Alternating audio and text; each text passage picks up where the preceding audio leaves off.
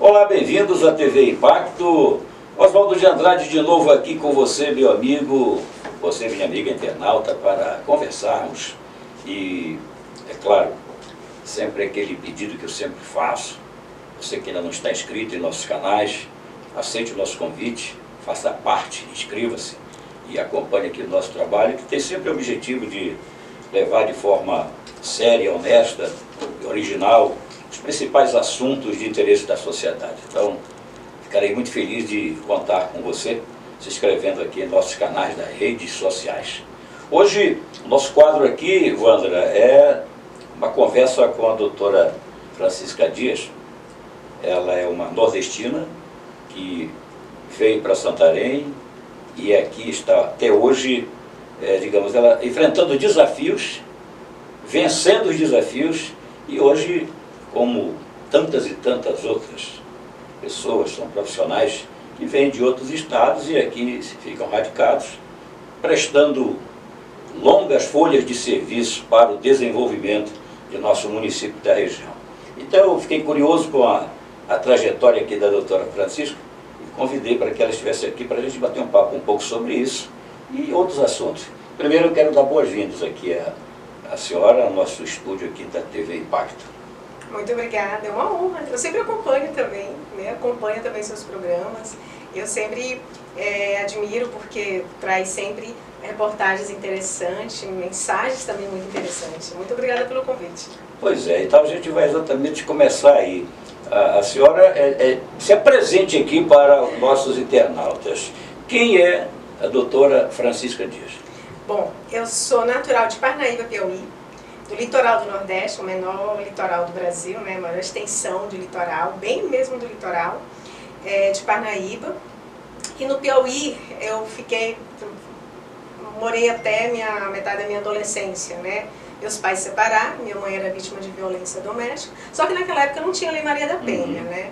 Então meu pai bebia muito e por causa de ciúme, né, houve violência, bateu na minha mãe saiu de casa e eu e meus irmãos em casa com meu pai, e minha mãe veio para o garimpo, né? Na época, em 1986, o garimpo ainda era o auge aqui na região, né? E aí eu fiquei cuidando dos meus irmãos. E minha mãe veio para cá, do garimpo, né, em Itaituba. E depois ela veio para Santarém. E aí eu cuidei dos meus irmãos, que tem aquele costume do Nordeste, né? Geralmente o mais velho, cuidar dos irmãos e tal. E depois ela mandou buscar a metade dos meus irmãos e ficou eu e meu pai e meu irmão mais velho. E é difícil a gente, quando tem separação, quando tem divórcio, principalmente que eu era uma das mais velhas, ficar, né, só com o pai, a gente sempre precisa, né? E eu não sabia onde ficava Santarém. Né? Na verdade, assim, a região norte pra gente, pro Nordeste, não era muito conhecida, não tinha internet, então a questão geográfica não era muito conhecida, né? E teve um dia que eu cheguei pro meu pai e disse, eu já tô cansada de morar aqui, eu já não quero mais morar com o senhor, porque ele não parava de beber, né? E a gente enfrentava muita dificuldade financeira, de todas as espécies, né? Então a gente mal tinha mesmo para a subsistência. E aí eu decidi, com mais ou menos 17 anos, eu vou atrás da minha mãe. E aí eu só tinha um dinheiro da passagem, eu não sabia que para chegar em Santarém pegava barco, né? Em 1993 pegava barco para chegar em Santarém e eu não sabia disso. Eu sabia que pegava ônibus da minha cidade, de Parnaíba, até Belém, que ainda tem esse trajeto, né? Pela BR.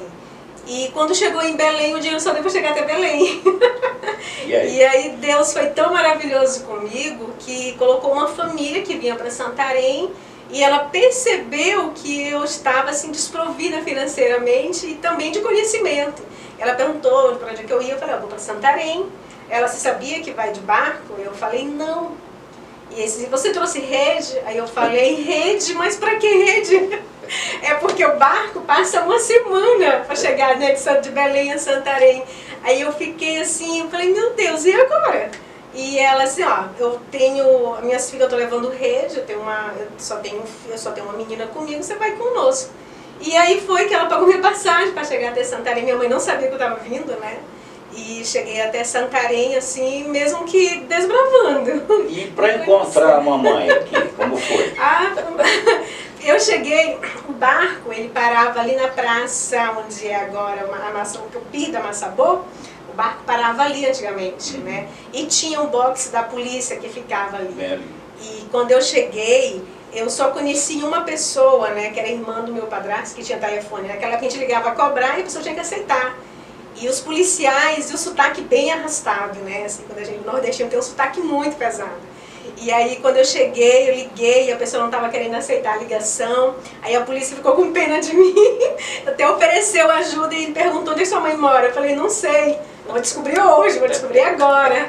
E aí até que a pessoa aceitou a ligação e eu disse, olha, eu estou aqui na praça, em frente ao barco, perto de um box da polícia, e avisa para o meu padrasto que eu estou em Santarém para ele me buscar. E isso eu passei, ele foi me buscar, já era 3 horas da tarde, eu cheguei 9 horas da manhã, ele foi me buscar 3 horas da tarde. Porque tinha que ir na casa, né, naquela época nem todo mundo tinha celular, então tinha que dar um aviso lá na casa onde eles moravam para ele me buscar. E aí quando eu cheguei, a minha mãe tomou um susto, porque ela disse assim, ai, mas olha, eu falei, ela disse assim, eu não esqueci de você, por isso que eu tô vindo, né? Eu sei que você não esqueceu, mas as condições financeiras não eram favoráveis, né? Até compreendia que ela saiu do garimpo, veio morar em Santarém, montou um pequeno restaurante, mas só dava mesmo para as coisas do dia a dia, né? E aí eu cheguei em Santarém em 1993, naquela que faltava muita energia também, faltava energia, faltava água, e foi um choque de realidade, né? Quando a gente chega em Santarém, chegava naquela época em Santarém, um choque de realidade, de não ter energia, o costume, o açaí, né? As experiências com o açaí foram muito interessantes. Pois é, então, olha, isso é só o começo de uma história, né, que tem depois a trajetória, o andamento aqui da situação dela. Mas aí, como é que foi para normalizar? Chegou...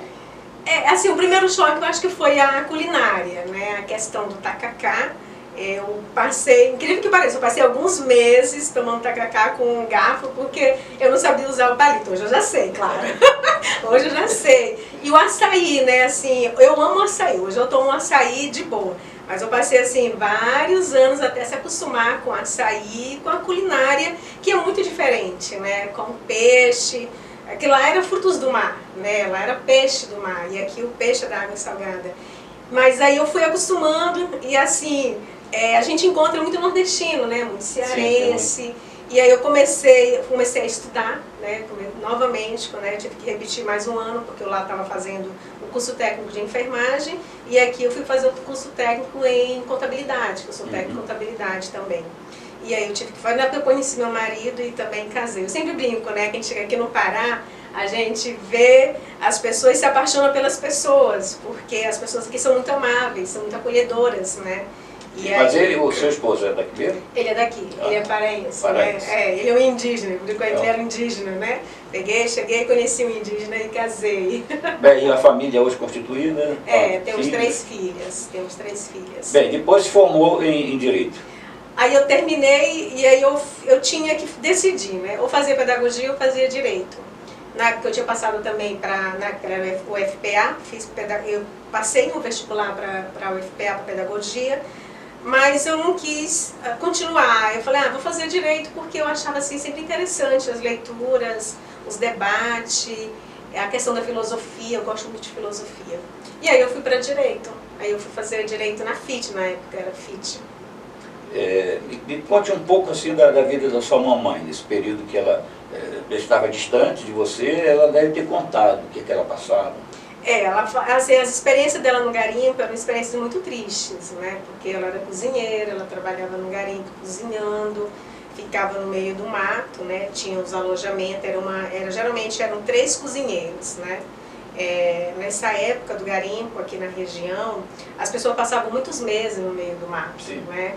E ela juntava o dinheiro, todo o dinheiro que ela juntava, ou mandava pra gente, né, pros filhos. E ela conta, né, das malárias, até hoje ela tem reflexo de sintomas da malária. Hoje ela mora em Manaus, né? Eu cheguei em Santarém, demorou uns anos, ela foi morar em Manaus e eu fiquei em Santarém. E ela fala muito dessas experiências, né, das pessoas ganharem muito dinheiro, gastarem muito dinheiro, a solidão do garimpo. O garimpo é um ambiente de muita solidão, né, de muita solidão, é um ambiente de muito trabalho também. e ela conta essas experiências que não eram experiências muito positivas. E o dinheiro que ela conseguiu lá como trabalho, ela aplicou em Santarém, né? Comprou casa, montou um pequeno restaurante. Desde 95, o garimpo já começava a ter um declínio, né? Sim. Cada vez mais. Pois é. Então, como é bacana a história, tanto desafio enfrentado, e aí formou-se em Direito, e como foi o início para começar essa atividade? Então, eu sempre conto assim, que eu não tenho parente nenhum aqui em Santarém, né? Assim, parente mesmo sanguíneo, né? Tem os parentes do meu esposo, que a gente vai agregando, né?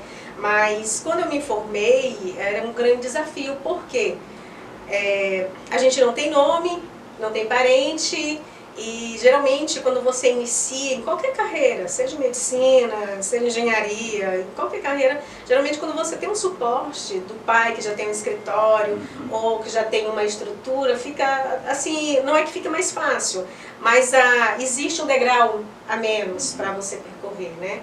E eu não tinha ninguém, e eu lembro que uma dessas vezes eu orei a Deus, falei, Deus, e agora? Como é que eu vou trabalhar? Me formei, e quando você termina o curso de Direito, você é bacharel em Direito, você tem que fazer o exame da ordem, e eu fui, durante a faculdade, eu engravidei 2 vezes, deu um tempo, fui cuidar das minhas filhas, depois eu retornei para o mercado, e aí eu dizia assim, Deus, como é que eu vou trabalhar? Se eu não tenho nome, eu não tenho ninguém, né? Essa foi a minha oração.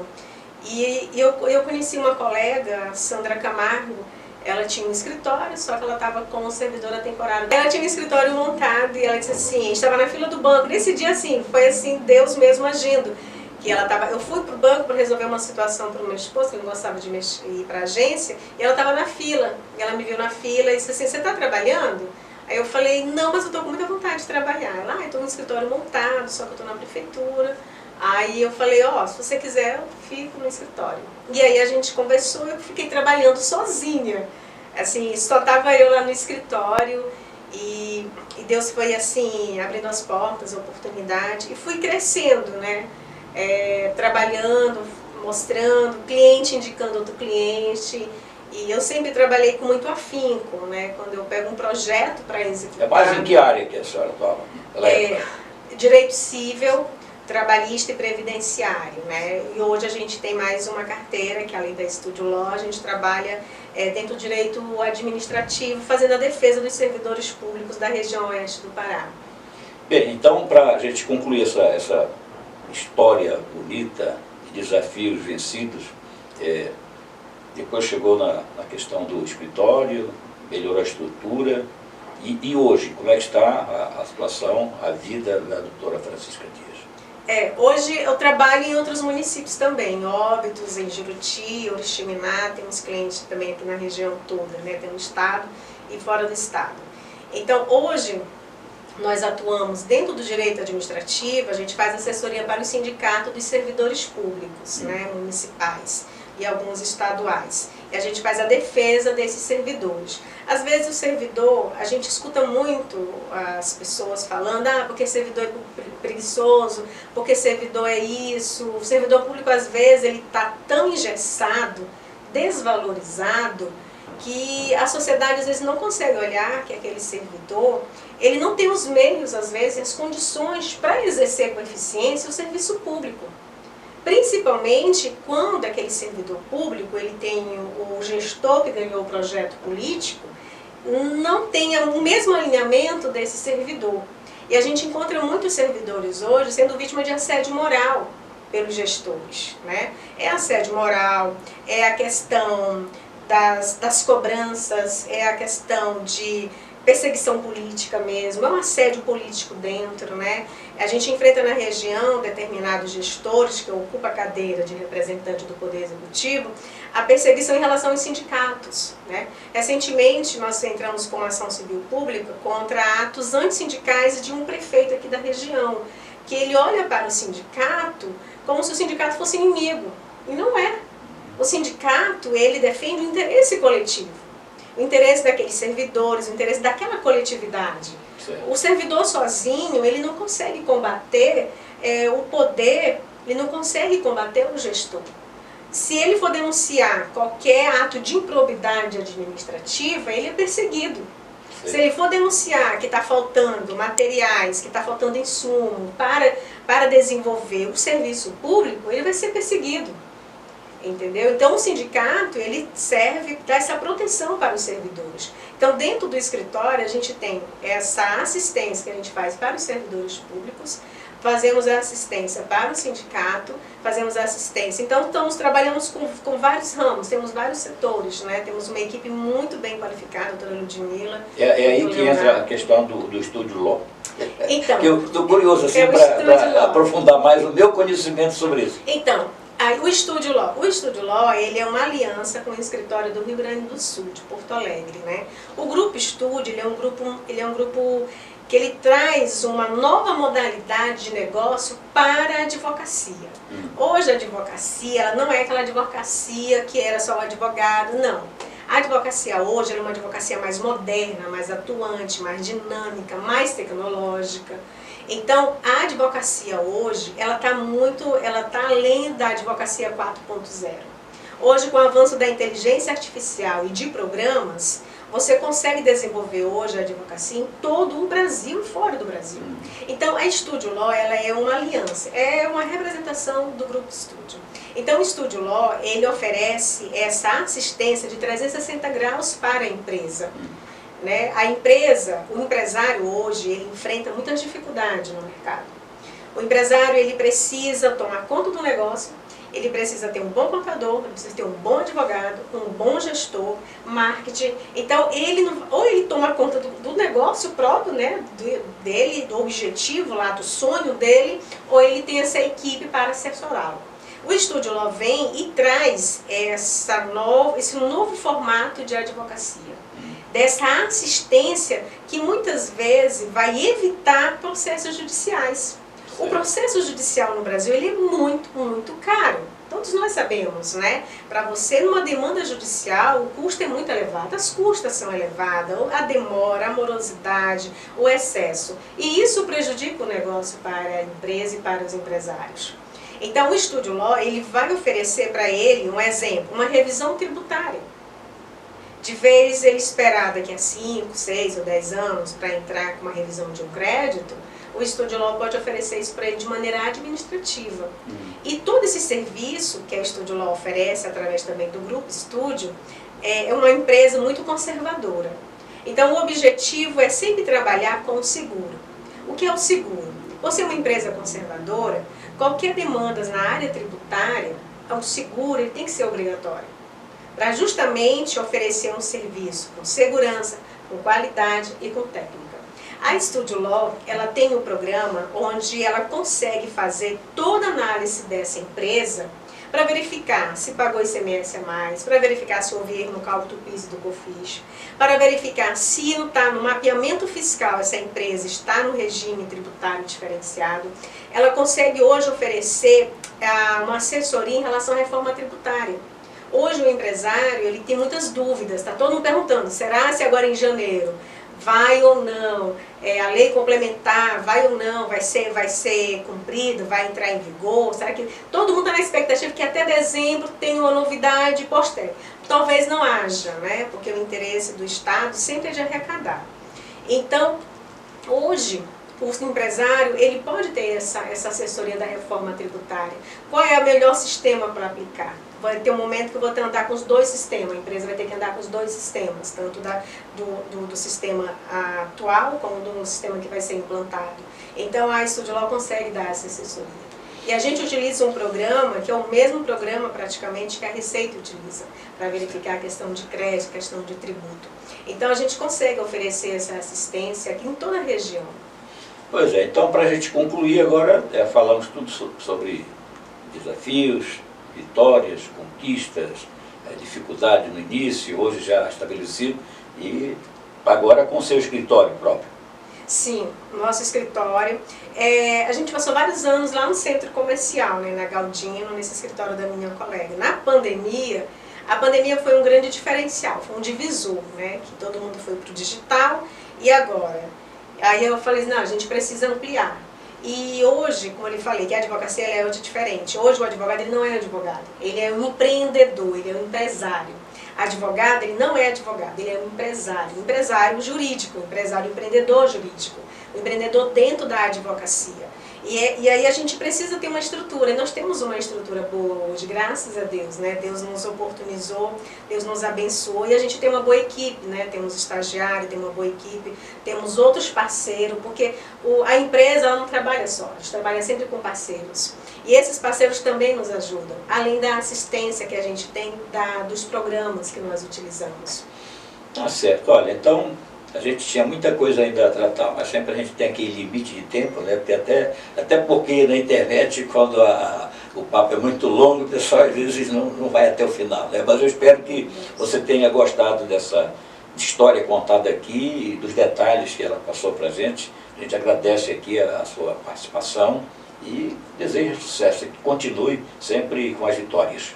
Ai, muito obrigada, né? Assim, desejo também sucesso ao programa. E algo que eu gostaria de compartilhar, quando eu vejo muitos jovens iniciando a advocacia, eu faço duas perguntas, né? Você gosta de advogar? Você quer advogar? Porque a gente vê muitas pessoas querendo fazer algo porque quer ganhar dinheiro. E a advocacia, você tem que ter um amor pela advocacia, né? A advocacia tem que ter amor, tem que ter perfil. E você tem que gostar de resolver problemas, de gostar de trazer soluções. E o advogado é muito isso. Hoje o advogado ele é múltiplo, ele é multiforma hoje. E ele tem que ter algo que dentro do coração dele que é ajudar as pessoas. E a advocacia é isso, ajudar as pessoas. E eu gosto de ajudar as pessoas. Tá bom, que bom. Bem, mais uma vez muito obrigado aí pela sua entrevista. Sucesso aí, que o sucesso continue aí na sua vida, nos seus empreendimentos, enfim. Que Deus continue abençoando. Amém, muito obrigada. É isso aí, você já sabe, nós fazemos TV pensando em você.